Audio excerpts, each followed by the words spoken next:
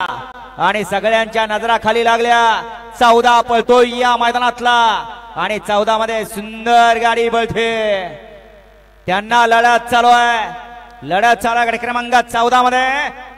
बघा काय होतंय, बाद झाला आणि इकडे आड्याला पळतोय बकासूर आणि बैजा।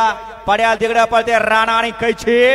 अतिशय सुंदर हो हो हो हो शेवटच्या क्षणाला डबल टाप टाकला चाच्यानं।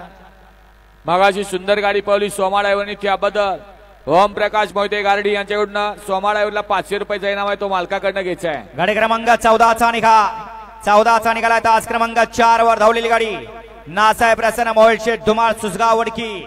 या गाडीचा 1 नंबरला विजय बैलगाडी मालकाचा बबलू ड्रायव्हरचा हार्दिक अभिनंदन।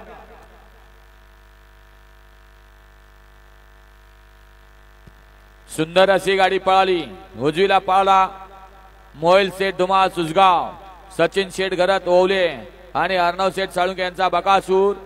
हा बापू 2 मिनिटं थांबा। आणि डावीला पळाला कुमारी सई विवेक भाऊ मोडक वडकी, वडकीकरांचा बैजा।